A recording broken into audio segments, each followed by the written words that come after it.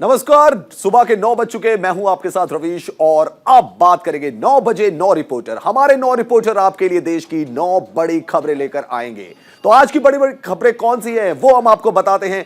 9 बजे 9 रिपोर्टर देख लें आप। मनीषा ढिंडोरिया हमें बताएंगी दिल्ली एनसीआर में जो शीतलहर है उसका प्रकोप बढ़ता जा रहा है, कोहरा, विजिबिलिटी, सारी जानकारी देंगी मनीषा ढिंडोरिया। पीयूष शुक्ला पहुंच गए जोशीमठ, जो दरारें आई हैं मकानों में और सरकार क्या करने वाली है, एनडीएमए की टीम भी पहुंचने वाली है, उसकी जानकारी देंगे पीयूष शुक्ला।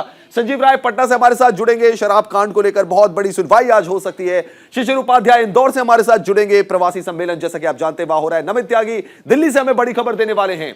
राजीव तिवारी भी दिल्ली से हमारे साथ जुड़ेंगे, इनके पास भी एक बहुत बड़ी खबर है जो हम आपको बताएंगे। जसबीर सिंह जालंधर से हमारे साथ सीधा जुड़ेंगे। संजय पुंडीर हरिद्वार से लाइव जुड़ेंगे हमारे साथ। शीतलहर है लेकिन लोग स्नान कर रहे हैं गंगा में। और अभिनव पांडे लखनऊ से हमें बड़ी जानकारी देने वाले हैं। तो ये बड़ी खबरें हम आपको बता रहे हैं, लेकिन 9 बजे 9 रिपोर्टर में सबसे पहले एक बड़ी खबर के साथ हम शुरुआत करते हैं। राजस्थान पेपर लीक मामले में बड़ा एक्शन लिया गया, बड़ी खबर आपको बता रहे हैं। पेपर लीक मामले में राजस्थान सरकार की कार्रवाई। राजस्थान पेपर लीक मामले में बड़ा एक्शन यहां पे लिया गया है। राजस्थान सरकार ने बड़ी कार्रवाई की है। अवैध कोचिंग सेंटरों पर बुलडोजर चलाया गया है। अब तक 2 मामले दर्ज किए गए हैं और 57 आरोपियों को गिरफ्तार किया गया है। कोचिंग सेंटर का मालिक है मुख्य आरोपी, अभी भी फरार बताया जा रहा है मुख्य आरोपी। तो कोचिंग सेंटर का मालिक है इसमें मुख्य आरोपी और वो अभी भी फरार है। बुलडोजर चला दिया गया है, ये तस्वीरें हम आपको दिखा रहे हैं। अब तक आपने बुलडोजर चलने की तस्वीरें उत्तर प्रदेश में देखी होंगी, महाराष्ट्र में देखी होंगी, लेकिन अब राजस्थान से भी हम आपको बुलडोजर की तस्वीरें दिखा रहे हैं, जहां पे कि जो अवैध कोचिंग सेंटर्स हैं उनके ऊपर बुलडोजर यहां पे चलाया जा रहा है। तो पेपर लीक का ये मामला था राजस्थान में, जिसमें बड़ा एक्शन लिया गया है राजस्थान सरकार की तरफ से। बुलडोजर यहां पर आपको नजर आ रहा है। पेपर लीक एक्ट मामले में राजस्थान सरकार की बड़ी कार्रवाई हम आपको बता रहे हैं।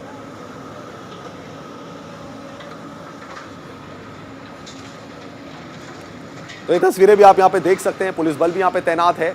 बुलडोजर से जो अवैध कोचिंग सेंटर है उसको गिराया जा रहा है।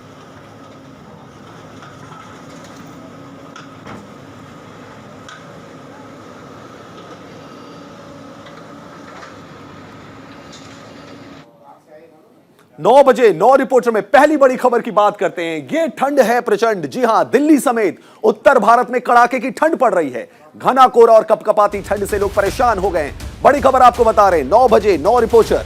दिल्ली समेत उत्तर भारत में कड़ाके की ठंड इस वक्त पड़ रही है। घना कोहरा और कपकपाती ठंड से लोग परेशान हो गए हैं। दिल्ली, पंजाब, हरियाणा में रेड अलर्ट जारी कर दिया गया है। वहीं यूपी, बिहार, राजस्थान में ऑरेंज अलर्ट जारी कर दिया गया है। दिल्ली में आपको बता दें 15 जनवरी तक सभी स्कूल बंद रहेंगे। सर्दी के मद्देनजर दिल्ली सरकार ने एडवाइजरी भी जारी की है। झारखंड में शीतलहर से 5वीं तक के स्कूल बंद हैं। 10 जनवरी तक ठंड की कमी का अनुमान है, यह आईएमडी कह रहा है। तो लो विजिबिलिटी से सड़कों पर देखना भी मुश्किल हो रहा है। दिल्ली समेत उत्तर भारत में कड़ाके की ठंड पड़ रही है। शीतलहर का प्रकोप यहां पे देखने को मिल रहा है। कोहरा छाया हुआ है दिल्ली एनसीआर की अगर बात की जाए, और इस एरिया में यानी कि नॉर्दर्न पार्ट की अगर बात की जाए तो दिल्ली, पंजाब, हरियाणा में रेड अलर्ट घोषित कर दिया गया है। वहीं कई राज्य ऐसे हैं जिनमें ऑरेंज अलर्ट जारी किया गया है, यानी यूपी, बिहार, राजस्थान में ऑरेंज अलर्ट जारी किया गया है। रेड अलर्ट यानी कि ज्यादा खतरनाक, ऑरेंज अलर्ट जहां पर कि थोड़ा सा कम कह सकते हैं कि शीतलहर का प्रकोप हो, जहां पर रेड अलर्ट है। सर्दी के मद्देनजर दिल्ली सरकार ने भी एडवाइजरी जारी कर दी गई है। स्कूल बंद हैं 15 जनवरी तक स्कूल, ये पहले भी डिसीजन लिया गया था। झारखंड में शीतलहर से 5वीं तक के स्कूलों को बंद कर दिया गया है। देश भर में कोहरे की मार देखने को मिल रही है। साथ ही साथ ठंड भी जो है वो बढ़ती जा रही है। पारा और लुढ़कने के आसार यहां पे जताए जा रहे हैं और कुछ दिनों तक ऐसे ही शीतलहर का प्रकोप बना रहेगा। ठंड से ऐसे ही जूझना पड़ेगा लोगों को, यह मौसम विभाग का भी कहना है। लेकिन आज की जो तस्वीरें हम आपको दिखा रहे हैं, आज की तस्वीरें ऐसी तस्वीरें हैं जो आपको बताएंगी कि किस तरीके से कोहरे की जो चादर है वो दिल्ली एनसीआर के ऊपर नजर आ रही है। ये आप देख सकते हैं, विजिबिलिटी बिल्कुल लो। 400 ट्रेनें लेट हैं, 300 ट्रेनें रद्द कर दी गई हैं। आवाजाही में दिक्कतों का सामना करना पड़ रहा है। ट्रेन, फ्लाइट, हर जगह इसका असर देखने को मिल रहा है कोहरे में, क्योंकि लो विजिबिलिटी हो जाती है, जिसकी वजह से ट्रेनों को दिक्कत होती है। जो सड़कों पर कारें चल रही हैं, बसें चल रही हैं, उनको दिक्कत होती है। फ्लाइट्स के लिए दिक्कतों का सामना करना पड़ता है। तो तमाम तरीके की जो परेशानी है वो लोगों को झेलनी पड़ रही है। और दिल्ली एनसीआर में तो खासकर अगर बात की जाए तो कोहरे का जो है वो सितम यहां पे देखने को मिल रहा है। मनीषा ढिंडोरिया हमारी संवाददाता हमारे साथ जुड़ चुकी है। मनीषा, सुबह से देख रहे हैं कोहरे की बड़ी चादर जो है वो दिल्ली एनसीआर के ऊपर लगी हुई है। अभी क्या तस्वीर है, अभी क्या हालात हैं?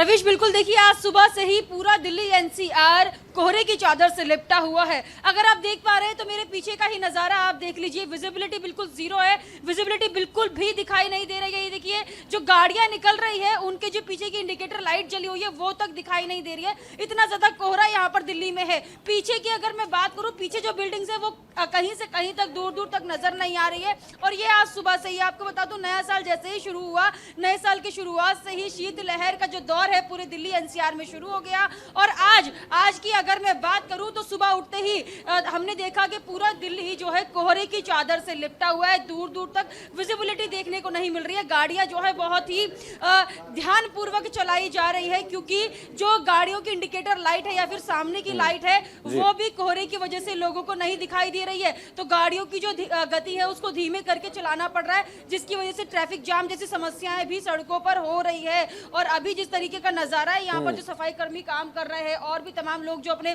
ऑफिस के लिए निकले हुए, सभी लोग ठिठुरते हुए जा रहे हैं। बहुत ज्यादा ठंड है यहाँ पर रवीश, और दिल्ली एनसीआर में इसी की वजह से सरकार ने कई सारे अलर्ट जारी किए, जिसकी वजह से आपने अभी बताया कि स्कूल्स भी बंद है, जिससे बच्चों को परेशानी ना हो। और भी बहुत सारे अलर्ट जो है दिल्ली सरकार के द्वारा जारी किए गए इसी ठंड को मद्देनजर रखते हुए। मनीषा, जैसा कि हम देख पा रहे हैं, क्योंकि कोहरे की एक चादर है बहुत, और साथ ही साथ विजिबिलिटी भी काफी लो है, ऐसे में सबसे बड़ी दिक्कत तो यातायात में आ रही होगी, ट्रैवलिंग में आ रही होगी। और आज मंडे है, ऑफिस का फर्स्ट वर्किंग डे है, तो लोगों को बहुत परेशानी झेलनी पड़ रही होगी।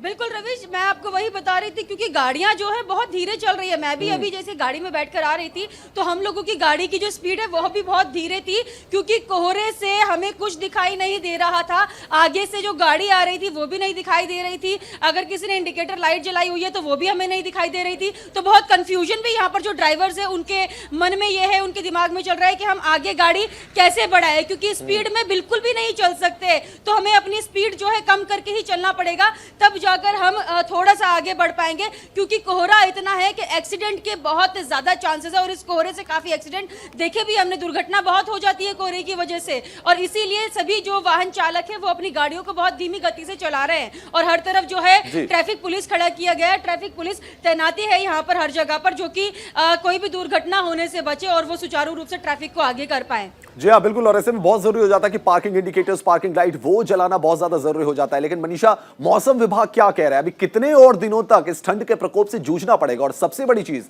कोहरा जो कि सबसे ज्यादा मुसीबत लेकर आता है, उसके बारे में क्या अपडेट है?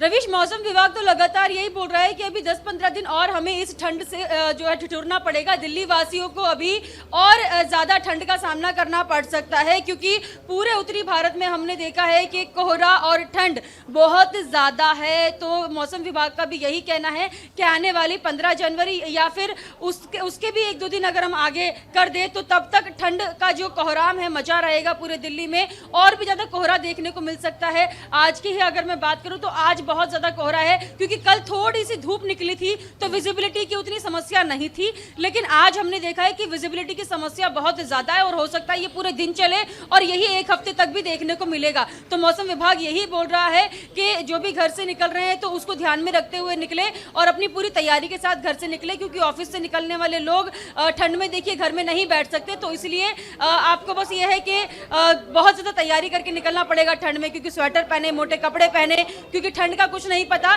धूप अगर निकलती है तो वो कुछ देर की होती है, लेकिन उसके बाद जो कोहरा है अभी जैसे आप देख पा रहे हैं इसी तरीके से बढ़ रहा है। मनीषा, लेकिन सबसे बड़ी समस्या जिससे दो चार होना पड़ता है वो है जो गरीब लोग जो कि सड़कों पर रहते हैं, सड़कों पर रात गुजारते हैं, उनके लिए भी रैन बसेरे बनाए गए हैं।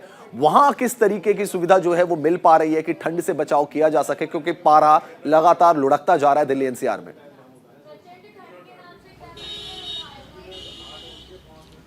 रवीश, देखिए इस पर मैं आपको बताऊंगी कि मैंने जाकर दौरा भी किया था। एक बार मैं गई थी रैन बसेरों में और ये ठंड की वजह से ही, और ये जानने के लिए कि जो रैन बसेरे में लोग रहते हैं, क्योंकि पटरी वाले लोग जो मतलब इस ठंड से नहीं बच पा रहे हैं, उनके लिए सरकार ने रैन बसेरे की व्यवस्था की थी। लेकिन उस रैन बसेरे में उतनी ज्यादा व्यवस्था उन्हें नहीं मिल पा रही है, क्योंकि रैन बसेरे में 600 लोगों के रहने की जगह होती है एक बार में, लेकिन वहां पर रहने वालों की संख्या हजारों में है। तो 600 और 1000 बहुत ज्यादा यहाँ पर फासला है आंकड़ों का। तो इसलिए मजबूर मजबूरी में उन्हें एडजस्ट करना पड़ रहा है वहां पर, जिस तरीके से मैं देख पा रही हूँ, क्योंकि सड़कों पर रहना बहुत मुश्किल है, असंभव एक तरीके से है। हम ही नहीं खड़े हो पा रहे, तो जो लोग सड़कों पर रहते हैं वो कैसे रह पा रहे होंगे सड़कों पर। तो इसीलिए अभी सरकार जी, बहुत शुक्रिया मनीषा आपका तमाम जानकारी देने के लिए। मनीषा ढिंडोरिया हमारी सहयोगी हमें जानकारी दे रही थी कि ठंड की वजह से हालात जो है वो बहुत खराब होते जा रहे हैं और कोहरा और लो विजिबिलिटी जो है वो लोगों की मुश्किलें बढ़ा रहा है। चलिए बढ़ते दूसरी खबर की तरफ। एनडीएमए की टीम जो है आज जोशीमठ पहुंचेगी। बड़ी खबर आपको बता रहे हैं, उत्तराखंड से खबर है। जोशीमठ में जो दरारें आई हैं, एनडीएमए की टीम जो है वो जोशीमठ जाएगी, मौजूदा हालात का जायजा लेगी। एनडीएमए की टीम जोशीमठ भूस्खलन पर पीएमओ में हाई लेवल बैठक जो है उसमें भी अपनी रिपोर्ट सौंपेगी। पीएम के मुख्य सचिव ने भी समीक्षा बैठक की, उत्तराखंड के मुख्य सचिव भी बैठक में शामिल हुए, चमोली के आला अधिकारी भी मौजूद रहे। लेकिन बड़ी खबर जो हम आपको बता रहे हैं, जोशीमठ को भूस्खलन क्षेत्र घोषित किया गया है, तो उत्तराखंड के मुख्य सचिव भी बैठक में शामिल हुए, चमोली के आला अधिकारी भी इसमें मौजूद रहे। एनडीएमए की टीम जो है आज जोशीमठ जाएगी। एनडीएमए यानी कि नेशनल डिजास्टर मैनेजमेंट अथॉरिटी, जो डिजास्टर मैनेजमेंट की जो अथॉरिटी है, आपदा प्रबंधन की जो अथॉरिटी है, वो जाएगी आज जोशीमठ, क्योंकि जोशीमठ में 600 से ज्यादा मकानों में दरार आ गई है, सड़कों में भी भूधसाव देखने को मिल रहा है। पीयूष शुक्ला हमारे सहयोगी जोशीमठ पहुंच चुके हैं, सीधे पीयूष शुक्ला का रुख करते हैं। पीयूष, एनडीएमए की टीम आ रही है आज जोशीमठ में, क्या अपडेट है इसे लेकर? देखिए, इसके पहले भी आपदा प्रबंधन विभाग जो उत्तराखंड का है उसकी टीम यहां पर सर्वे करके जा चुकी है और उसने सर्वे रिपोर्ट कल शाम को मुख्यमंत्री के यहां सबमिट की है और वो सर्वे रिपोर्ट आज प्रधानमंत्री कार्यालय भेजी जाएगी। सर्वे रिपोर्ट में कुछ बातें रवीश मैं बताना चाहूंगा जिसका जिक्र किया है। 2022 का जिक्र आया है, अगस्त में भी एक सर्वे हुआ था जो कि वहां पर चमोली डिस्ट्रिक्ट के द्वारा वहां के आपदा प्रबंधन टीम और जिलाधिकारी द्वारा कराया गया था। उस सर्वे रिपोर्ट का जिक्र है कि उसमें जिन बातों की अनुशंसा की गई थी, जिन बातों को कहा गया था, उनको लागू करना और उनका तत्काल प्रभाव से पालन किया जाना चाहिए। जो मकान क्षतिग्रस्त हो चुके हैं उन्हें तत्काल प्रभाव से डिमोलिश किया जाए और उसके मलबे को वहां से हटाया जाए। उसके अलावा जो ज्योग्राफिकल सर्वे है वो करा जाए, मृदा का सर्वे करा जाए। तमाम ऐसी बातें हैं जिन बातों का 6 रिकमेंडेशंस इस कमेटी ने अपनी दी हैं। तो कुल मिलाकर जो ये जा रही है नेशनल डिजास्टर मैनेजमेंट की टीम, ये टीम भी इन्हीं बातों का अध्ययन करेगी और देखेगी। चूंकि इसके पहले जो टीम गई थी, आपको शायद रवीश पता होगा कि हिमालय भूगर्भ विज्ञान संस्थान वाडिया देहरादून में स्थित है और देहरादून के ही वो वैज्ञानिक उस टीम में शामिल थे।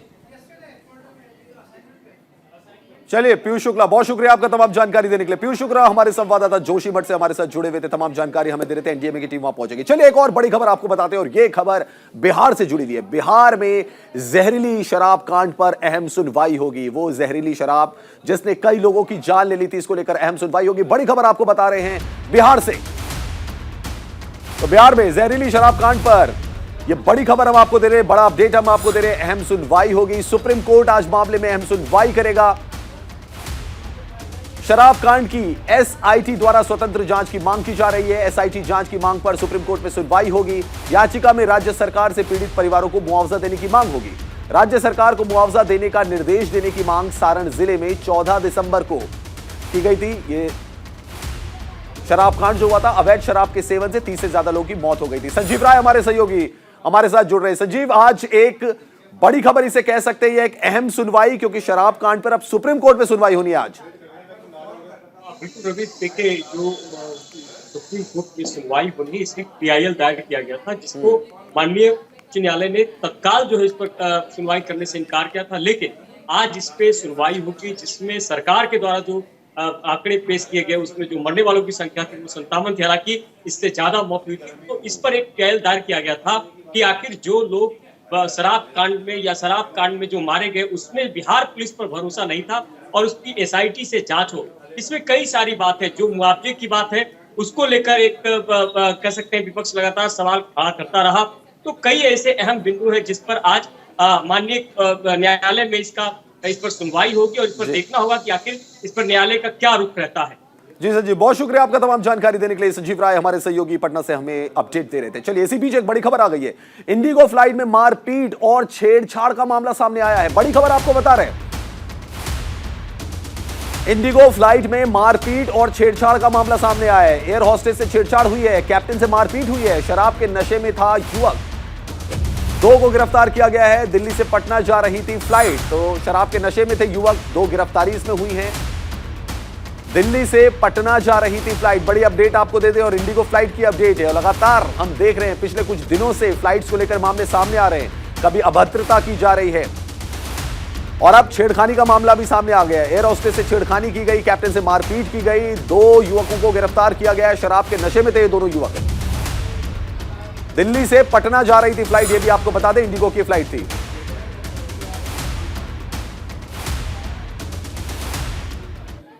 अगली बड़ी खबर आपको बता रहे हैं, 3 दिवसीय 17वां प्रवासी भारतीय सम्मेलन चल रहा है। प्रधानमंत्री नरेंद्र मोदी इसमें शामिल होंगे। बड़ी खबर आपको बता रहे हैं। तो प्रवासी सम्मेलन जो है वो चल रहा है इंदौर में और उसमें प्रधानमंत्री नरेंद्र मोदी शामिल होंगे। जैसा कि आप जानते हैं कि इसमें सूरीनाम के जो राष्ट्रपति हैं चंद्रिका प्रसाद संतोखी भी शामिल होंगे। गयाना के राष्ट्रपति डॉक्टर मोहम्मद इरफान अली भी शामिल होंगे। 70 देशों के 3500 प्रवासी भारतीय कर रहे हैं शिरकत। दोनों राष्ट्राध्यक्षों के भाषण के बाद विशेष डाक टिकट का भी अनावरण किया जाएगा। बड़ी खबर आपको बता रहे हैं इंदौर से, 17वां प्रवासी भारतीय सम्मेलन यहां पर चल रहा है और आज प्रधानमंत्री नरेंद्र मोदी इसमें शामिल होंगे।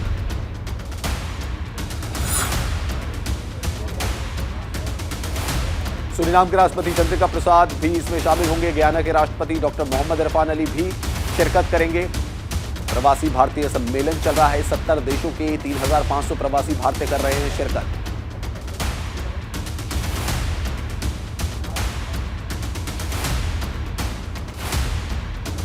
प्रवासी भारतीय सम्मेलन यानी उन लोगों का सम्मेलन जो कि भारतीय मूल के हैं लेकिन विदेशों में हैं और विदेशों में उन्होंने अपनी एक अलग ख्याति प्राप्त की है। विदेशों में उन्होंने अपने कला से, बिजनेस से भारत का नाम रोशन किया है। भारतीय मूल के जो लोग रहे हैं, जिनके पास नागरिकता भारत की नहीं है, दूसरे देशों की भी नागरिकता है, लेकिन ये वो लोग हैं जिन्होंने भारत का मान बढ़ाया है। चाहे बिजनेस की बात करें, अलग अलग सेक्टर्स की बात करें, और उनके सम्मेलन जो है वो इंदौर में चल रहा है, प्रवासी भारतीय सम्मेलन, जिसमें कि प्रधानमंत्री नरेंद्र मोदी भी शिरकत करेंगे। सूरीनाम के राष्ट्रपति आएंगे, गयाना के राष्ट्रपति आएंगे और आप उनके सरनेम से भी अंदाजा लगा सकते हैं कि उनका भारत के साथ कुछ ना कुछ कनेक्ट है। गयाना के और सूरीनाम के अगर हम राष्ट्राध्यक्षों की बात करें तो 70 देशों से इसमें प्रतिनिधि आ रहे हैं। प्रवासी भारतीय जो है वो शिरकत कर रहे हैं। 3500 शिरकत कर रहे हैं। प्रवासी भारतीय सम्मेलन जो है इंदौर में चल रहा है।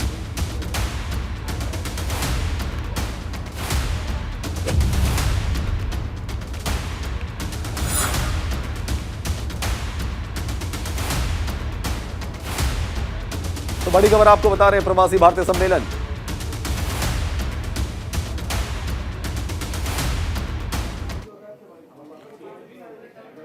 शिशिर उपाध्याय हमारे सहयोगी सीधे हमारे साथ जुड़ चुके हैं। रुक करेंगे शिशिर का। शिशिर, प्रधानमंत्री भी आज आ रहे हैं, प्रधानमंत्री शिरकत करने वाले हैं प्रवासी सम्मेलन में।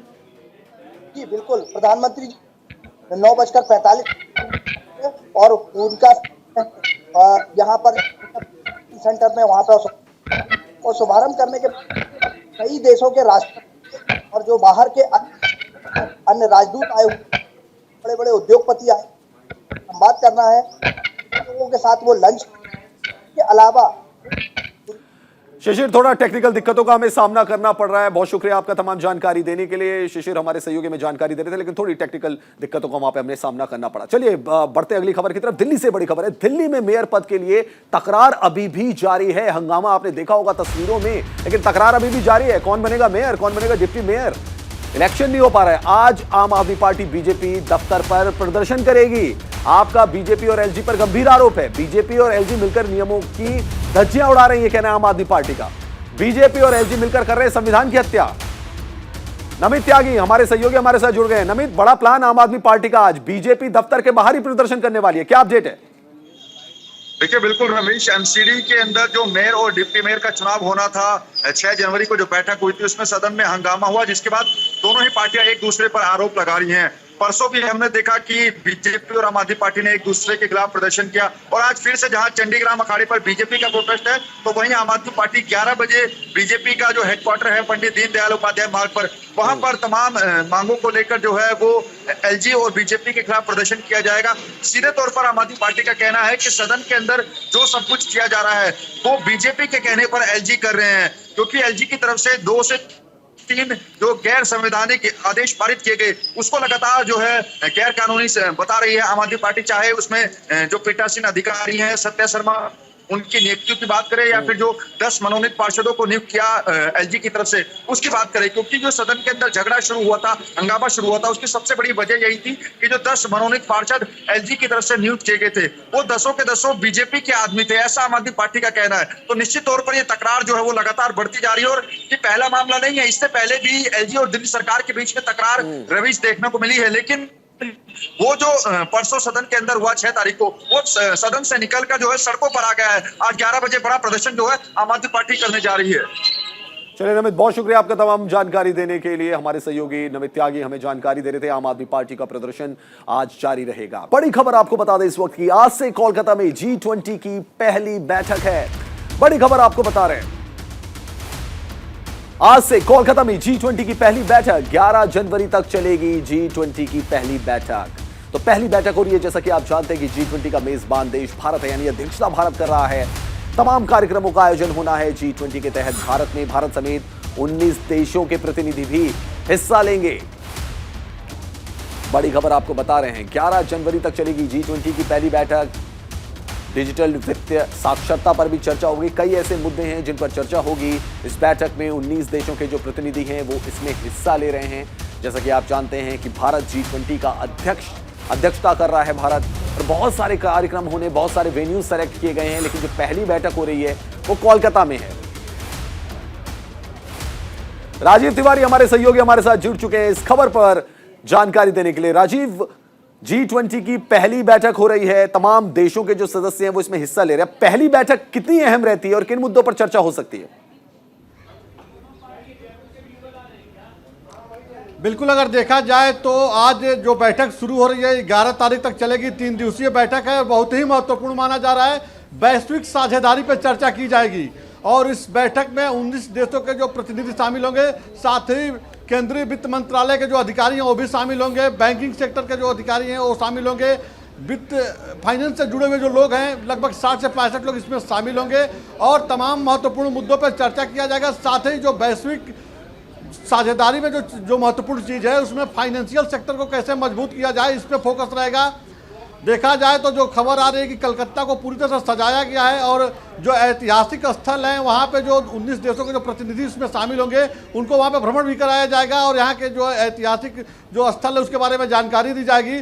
तो काफ़ी महत्वपूर्ण माना जा रहा है, क्योंकि भारत को अध्यक्षता मिली है G20 को लेकर के, तो तभी से चर्चा है और सरकार पूरी तरह तैयारी में जुटी हुई है। जो भी विदेशी प्रतिनिधि यहाँ पे शामिल हो रहे हैं उनको जगह जगह घुमाया जा रहा है, जानकारी दी जा रही है और किस तरह से वैश्विक साझेदारी में भारत अपना प्रतिनिधि रखेगा, किस तरह से अपनी भूमिका निभाएगा, इन तमाम मुद्दों पर चर्चा आज की जाएगी। इस पे राजीव, बहुत शुक्रिया आपका तमाम जानकारी देने के लिए। राजीव तिवारी हमारे सहयोगी G20 की पहली बैठक कोलकाता में उसकी जानकारी दे रहे थे। चलिए बढ़ते अगली खबर की तरफ। पंजाब से बड़ी खबर है। पंजाब के बटाला से ये बड़ी खबर आ रही है, जहां कार और डंपर में जबरदस्त टक्कर हो गई, जोरदार टक्कर हो गई और इसमें कई लोगों की जान भी चली गई। शादी समारोह से एक परिवार लौट रहा था, कार और डंपर में जोरदार टक्कर हो गई। ये तस्वीरें आप देख सकते हैं, कार पूरी तरीके से क्षतिग्रस्त हो गई है आगे से। हादसे में 5 लोगों की मौत हो गई। टक्कर इतनी भयंकर थी, डंपर से ये गाड़ी टकराई और उसके बाद 5 लोगों की मौत हो गई। शादी समारोह से ये परिवार लौट रहा था। पंजाब के बटाला से बड़ी खबर हम आपको बता रहे हैं।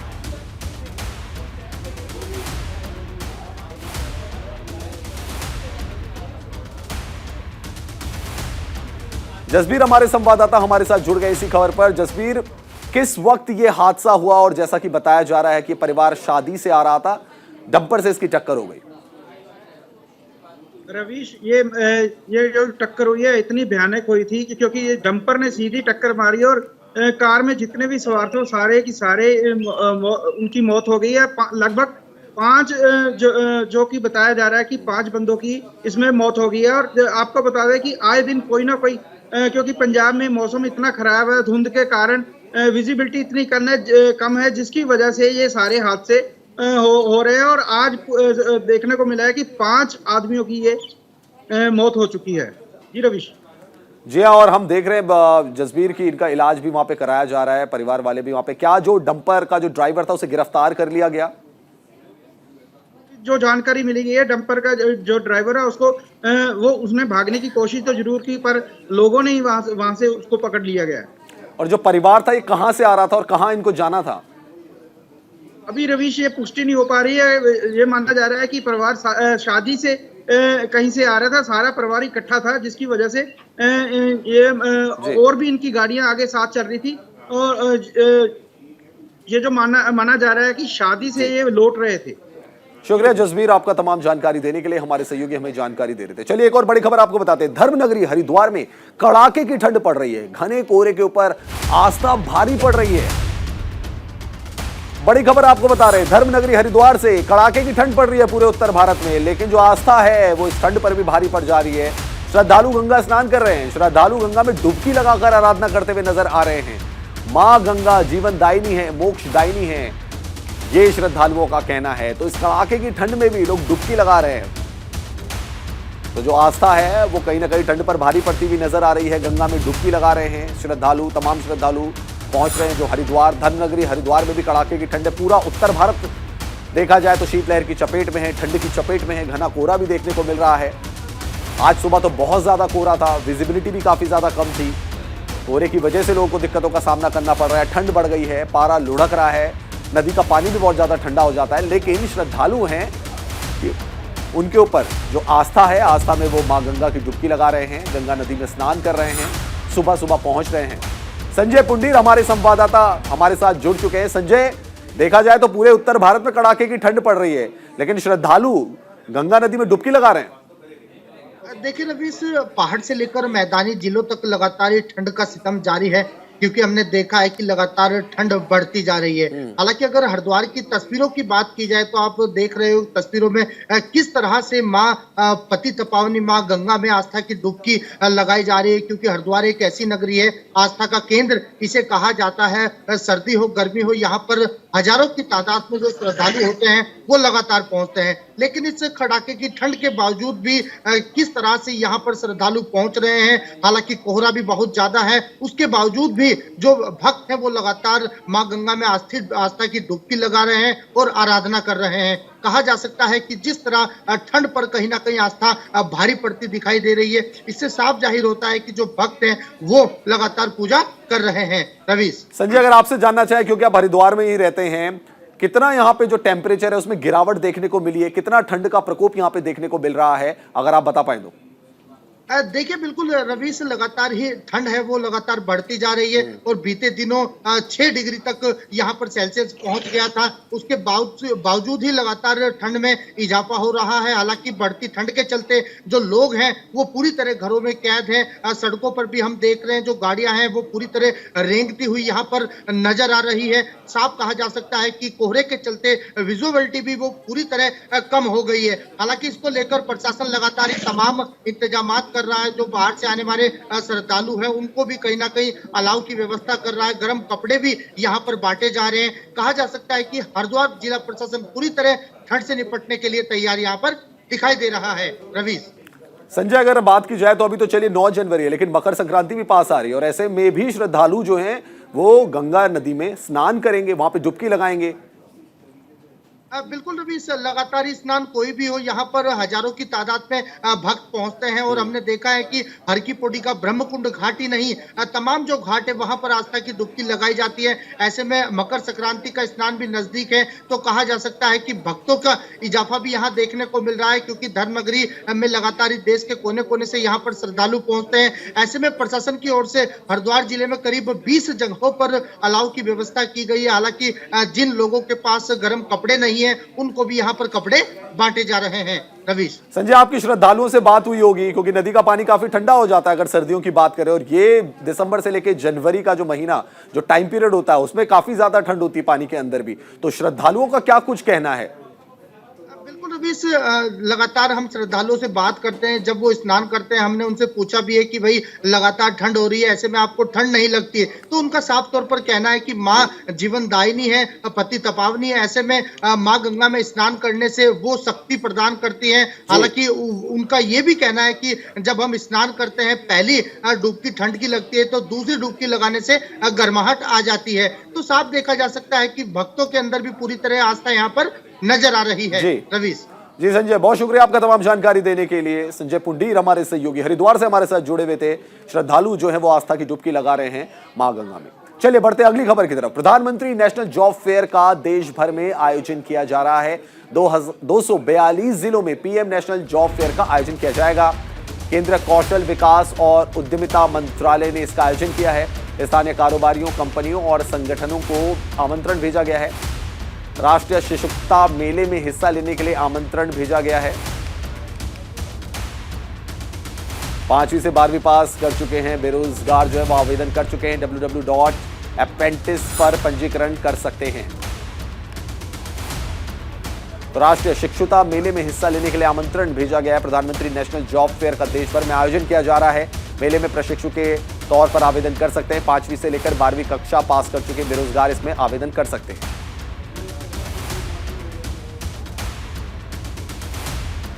अभिनव पांडे हमारे सहयोगी हमारे साथ जुड़ गए। अभिनव, क्या अपडेट है इस योजना को लेकर, इस जॉब फेयर को लेकर? देखिए 2014 के बाद से इस जो राष्ट्रीय शिशु प्रशिक्षण जो मेला है उसके बाद से लगातार इसमें तेजी आई और हर साल खुद प्रधानमंत्री कार्यालय इस पर मॉनिटरिंग करता है कि कितने लोगों को बाकायदे प्रशिक्षित किया गया है, कितने लोगों को रोजगार दिया गया है। ये एक बहुत अच्छी पहल है और जिसमें 242 जिलों के लोग जो है, जो बच्चे हैं वो आज जो है फॉर्म भरकर उसमें हिस्सा ले सकते हैं। आज प्रधानमंत्री इसकी बाकायदे शुरुआत भी करेंगे। दूसरी तरफ ये है कि इसके पहले भी जितने लोग हैं उसमें देखा गया है कि रोजगार के प्रति लोगों की जो जागरूकता है, जो बेरोजगार है उन लोगों को किस अलग अलग सेक्टर्स में बाकायदे उनको प्रशिक्षण दिया जाता है और उसके बाद उनको रोजगार दिया जाता है। तो ये एक बहुत अच्छी पहल है जिसके तहत जो है आज 242 जिलों के बच्चे जो है इसमें बाकायदे रजिस्ट्रेशन कराकर आप ट्रेनिंग पहले ले सकते हैं और लेने के बाद उसमें जाकर जॉब के लिए आवेदन भी किया जा सकता है। कुल मिला के मैं बता दूं कि एक ये जो है उत्तर प्रदेश के कौशल मिशन जो है उसके मंत्रालय उसके तहत जो है इसकी शुरुआत की जा रही है। आज 9 तारीख को जो है आज बाकायदे इसकी शुरुआत औपचारिक रूप से कर दी जाएगी। तमाम जो कंपनियां हैं, तमाम जो संस्थान हैं, उन लोगों को इसमें निमंत्रण दिया गया है, उनको आमंत्रित किया गया है कि आप लोग आइए और लोगों को इसमें जो है अपने अपने तरीके के अपने जो लोग भी इसमें फिट हो सकते हैं उन लोगों को आप बाकायदे उनको नौकरी और उनको प्रशिक्षित कीजिए। जी अभिनव, यानी कि इसमें अप्लाई करेंगे, उसके बाद ट्रेनिंग कराई जाएगी और फिर उसके बाद कंपनियों को भी इनवाइट किया गया है कि वो इन लोगों को रोजगार दे सकते हैं। बिल्कुल, मैं बता दूं कि इसमें सबसे पहले जो है जो कि कंपनियों की बड़ी भागीदारी होती है, कंपनियों को भी एक मंच पर इतने उनको चूंकि कौशल मिशन योजना के तहत जो बच्चे ट्रेनिंग पाए रहते हैं उनको बाकायदे ट्रेनिंग की जाती है और उनको सर्टिफाइड किया जाता है गवर्नमेंट ऑफ इंडिया की तरफ से। उनके पास सर्टिफिकेट होता है कि ये लोग इस पर्टिकुलर संस्थान के लिए जो है पर्टिकुलर इसमें उनको ट्रेनिंग मिली हुई है और उसी के तहत जो है वो चयनित होते हैं अलग अलग संस्थानों के लिए। इसी के लिए देश भर की जो कंपनियां उनको भी बाकायदे आमंत्रित किया गया है। आज इसकी औपचारिक शुरुआत हो और देश भर में 242 जिले ऐसे हैं जहां पर की कौशल विकास मिशन के द्वारा ये आज मेले की शुरुआत की जा रही है। जी अभिनव, बहुत शुक्रिया आपका तमाम जानकारी देने के लिए। अभिनव हमारे सहयोगी हमें जानकारी दे रहे थे स्किल इंडिया का जो कार्यक्रम है उसके बारे में। तो 9 बजे 9 रिपोर्टर में फिलहाल इतना ही।